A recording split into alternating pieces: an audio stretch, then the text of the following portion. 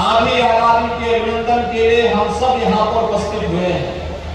मैं इस अवसर पर इतने प्रातःकालीन सत्र में ही इतनी भारी संख्या में आपके यहाँ पर आगमन के लिए आप सभी का हृदय से अभिनंदन करता हूं, आप सबका स्वागत करता हूं। इस अवसर पर आप लोगों के ही बहाने जनपद हरदोई को 541 करोड़ रुपए की परियोजनाओं का उपहार लोकार्पण और शिलान्यास के रूप में उपलब्ध हो रही है। मंचस्थ अपने माननीय जनप्रतिनिधियों को धन्यवाद देते हुए जनपद हरदोई वासियों को इसके लिए मैं हृदय से बधाई देता हूं। भाइयों बहनों, हम सब जानते हैं कि आधी आबादी को सम्मान और सशक्तिकरण देकर कोई भी समाज सशक्त नहीं हो सकता और कोई भी राष्ट्र समर्थ नहीं हो सकता। प्रधानमंत्री मोदी जी ने 2014 में इस बात को बहुत नजदीक से समझा था और इसीलिए देश के अंदर आजादी के बाद पहली बार देश के राजनीतिक एजेंडे का हिस्सा महिलाएं बनी थी। देश की योजनाओं का आधार महिलाओं को केंद्र में रख करके बनाया गया था। आप देखेंगे एक एक योजना आज देश की आधी आबादी को केंद्र में रख करके उन्हें ध्यान में रख करके बनाई जा रही है।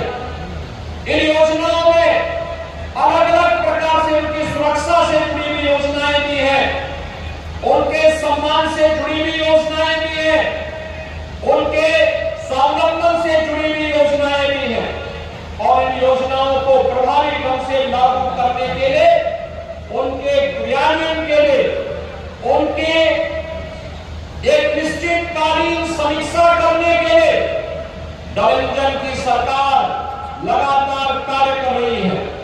आज उसी का परिणाम है कि जनधन अकाउंट से लेकर के देश के अंदर नारी गरिमा की प्रतीक बनी हुई हर घर शौचालय की योजना हो या फिर हर उस परिवार का जिसने आजादी के बाद अपने स्वयं के सिर को ढकने के लिए छत नहीं प्राप्त कर पाया था, उसे आवास देने का कार्यक्रम हो या फिर 5 लाख रुपए की स्वास्थ्य बीमा का कवर के लिए आयुष्मान भारत की योजना या फिर इसी क्रम को आगे बढ़ाते हुए जिन लोगों ने कभी बिजली के दर्शन नहीं किए थे उन गांवों में विद्युत की बिजली यानी वहां तक विद्युतीकरण करना और फिर फ्री में और परिवारों को विद्युत के कनेक्शन उपलब्ध करवाने के कार्यक्रम हो।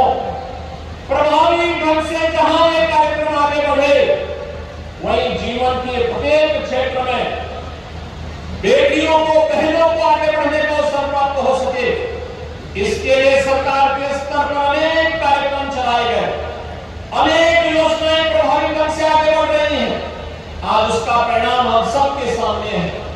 आज आप देख रहे होंगे एक सामान्य शिक्षक से लेकर के आज चंद्रयान की उड़ान तक के कार्यक्रम के साथ आधी आबादी जुड़ी हुई है। पंचायत से लेकर के स्थानीय निकाय तक पहले से ही उन्हें 33% आरक्षण की सुविधा का लाभ मिला था।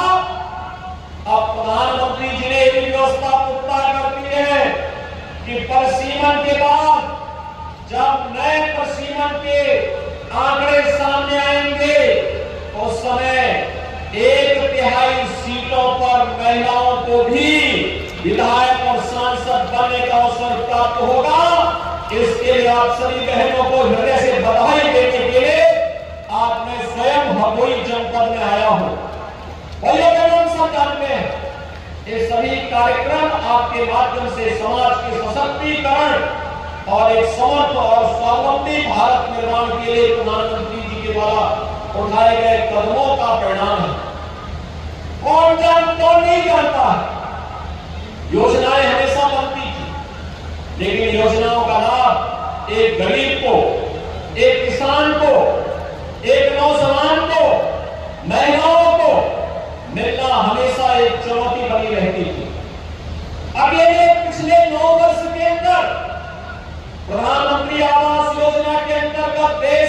अंदर जहां 4 करोड़ गरीबों को मकान मिले,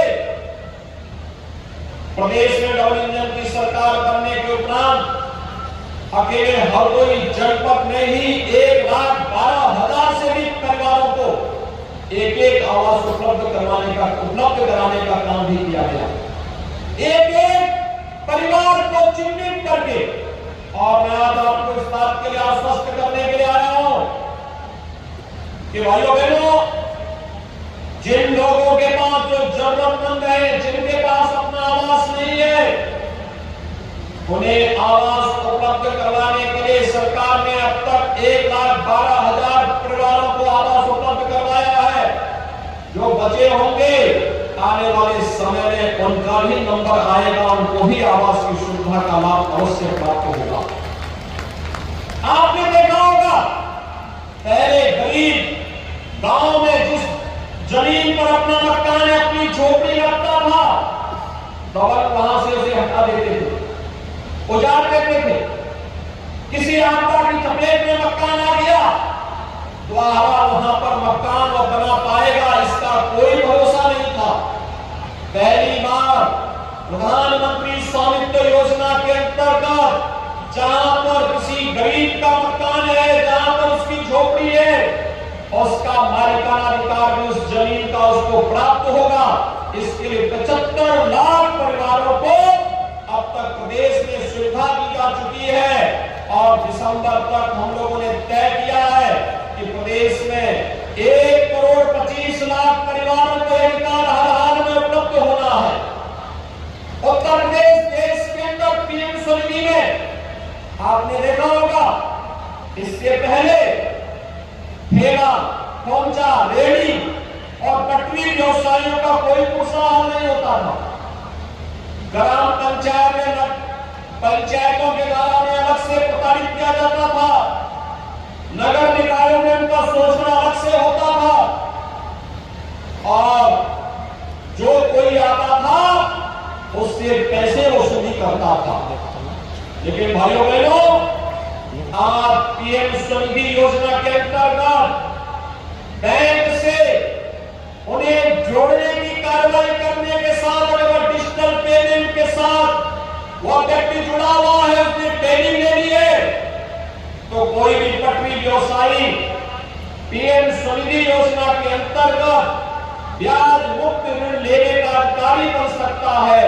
और इसके बाद उत्तर प्रदेश के अंदर 14 लाख पटरी व्यवसायी अब तक लाभान्वित हो चुके हैं। यानी यहां ज्यादातर इसमें महिला लाभार्थी है। ये चीजें दिखाती हैं कि जहां शासन की योजनाएं आई, वे केवल योजनाओं तक सीमित नहीं गई, उन योजनाओं का लाभ भी क्रमिक रूप से उन्हें मिलता हुआ दिखाई दिया। परिवार स्वावलंबन की ओर अग्रसर बढ़ता हुआ दिखाई दिया। शोषण मुक्त समाज की जो कभी कल्पना होती थी, आज वो साकार होता हुआ दिखाई दे रहा है।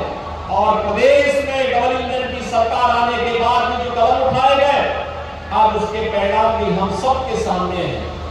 आपने देखा होगा, आने के साथ ही हम लोगों ने प्रदेश के अंदर बेटियों की सुरक्षा के लिए, महिलाओं की सुरक्षा के लिए पुख्ता इंतजाम करवाया था, और प्रभावी ढंग से इसे लागू करने के लिए कार्यक्रम बनाए गए। आज उसके परिणाम हम सबके सामने आते हैं। 1947 से लेकर के 2017 तक इन 70 वर्षों में उत्तर प्रदेश पुलिस बल में केवल 10,000 महिला कार्मिक थी, और आज मैं कह सकता हूं पिछले 6 वर्ष के अंदर जिन अतिरिक्त भर्ती के कार्यक्रम को अपने सफलतापूर्वक प्रदेश में लागू किया, आज उसका परिणाम है उत्तर प्रदेश पुलिस बल में महिला कार्मिकों की संख्या वर्तमान में 40,000 है। ये 40,000 संख्या इस बात को बताती है कि महिलाओं के लिए जो पुलिस में भर्ती होना चाहती है, उन्हें जब भी आवश्यकता पड़ी तो हमने कहा प्रदेश में 20% महिलाओं के लिए व्यवस्था होनी चाहिए भर्ती की, और उसका परिणाम है 1.5 लाख भर्ती हुई, 1.5 लाख में 30,000 महिलाओं की भर्ती हो गई। भाइयों बहनों, सरकार की इच्छा शक्ति होनी चाहिए, और सरकार अगर कार्य करने की इच्छुक है, प्रभावी कोई कारण नहीं कि आज महिलाएं प्रत्येक क्षेत्र में आगे बढ़ रही हैं, तो उसके परिणाम भी हमारे सामने सुखद रूप से आ रहे हैं। अभी आपने एशियन गेम्स में देखा होगा, पहली बार प्रधानमंत्री जी के द्वारा चलाई गई योजना का लाभ किस रूप में प्राप्त हो रहा है। पहली बार आपने देखा होगा खेलो इंडिया, खेलो या फिट इंडिया मूवमेंट के परिणाम हम सबके सामने हैं। इसमें महिलाओं ने भी किस रूप में बाजी मारी है। याद करना, भारत के अंदर भारत को एशियन गेम्स में जो गोल्ड मेडल मिले हैं, पहली बार भारत ने 100 का आंकड़ा पूरा किया। 111 मेडल भारत के खिलाड़ियों ने एशियन गेम्स में अर्जित किए। और उसमें भी वहां बेटी जो वहां एक बोलती थी, जब उसे गोल्ड मेडल मिला और उसे पूछा गया कि आप तो वहां पे जब दौड़ रही थी तो उस समय चाइना से काफी पीछे चल रही थी, अंतिम 30 सेकंड में उन्होंने पूरा पाला बदल डाला, परिणाम को बदल डाला। तो पारुल चौधरी ने एक बात कही, जिन्होंने कहा कि मेरे सामने 2 लक्ष्य थे, एक देश के लिए मेडल जीतना और दूसरा मेडल जीत करके उत्तर प्रदेश पुलिस में डिप्टी एसपी के पद पर जाना। और भाइयों बहनों, राज्य सरकार ने तय किया है, हम लोग तय किए कि जो भी खिलाड़ी ओलंपिक में, एशियन गेम्स में, कॉमनवेल्थ गेम्स में, विश्व चैंपियनशिप की किसी भी प्रतियोगिता में देश के लिए मेडल जीतेगा, राज्य सरकार मेडल के अनुसार उन्हें शासन की विभिन्न सेवाओं में समायोजन करने की व्यवस्था भी करेगी। हम लोगों ने इससे पहले ओलंपिक में मेडल जीतने वाली भारतीय टीम के खिलाड़ी श्री ललित उपाध्याय को उत्तर प्रदेश पुलिस में डिप्टी एसपी के पद पर पहले ही समायोजित किया है। और अब ये बेटियां कहां से मेडल जीत कर आए एशियन गेम्स में, उनके सम्मान समारोह की तैयारियां भी चल रही हैं।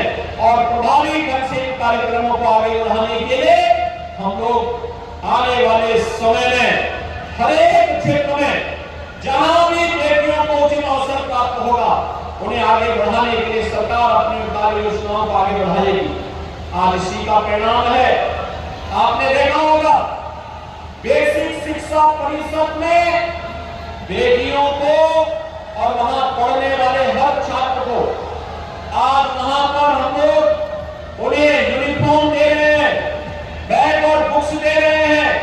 बेटा और बेटी के बीच में भेदभाव को समाप्त किया जा सके, उन्हें सम्मानजनक ढंग से आगे बढ़ने का अवसर प्राप्त हो सके, इसके लिए सरकार के स्तर पर 1,91,00,000 बेसिक शिक्षा परिषद के स्कूलों में अध्ययन करने वाले बच्चों के लिए 2 uniform, bag, books, shoes, socks, sweater, इसके लिए धनराशि डीबीटी के माध्यम से उनके अभिभावक के खाते में भेजने का कार्य किया जा रहा है।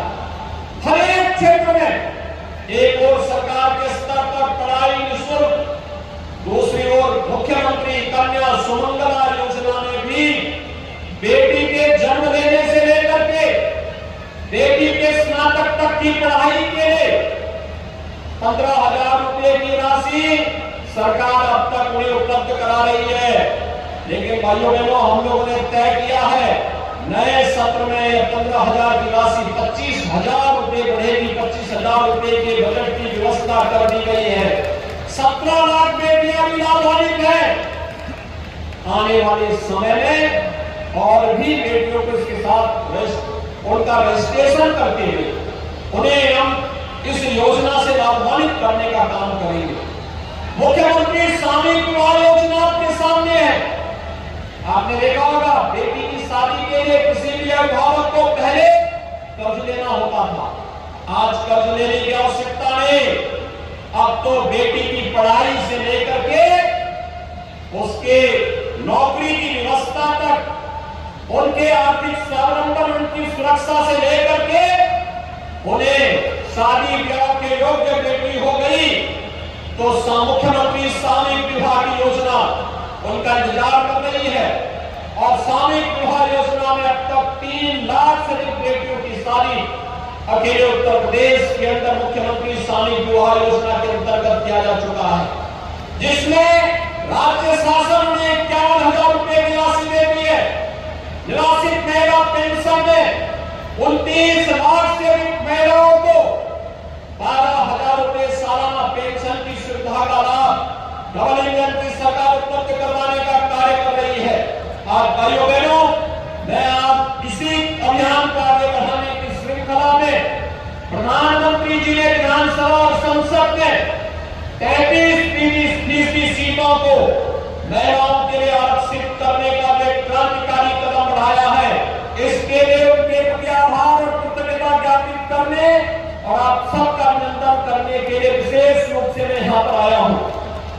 और मुझे प्रसन्नता है, अभी मैंने एग्जीबिशन देखा यहाँ पे, महिला लाभार्थियों को मंच पर सम्मानित होते हुए भी देखा है।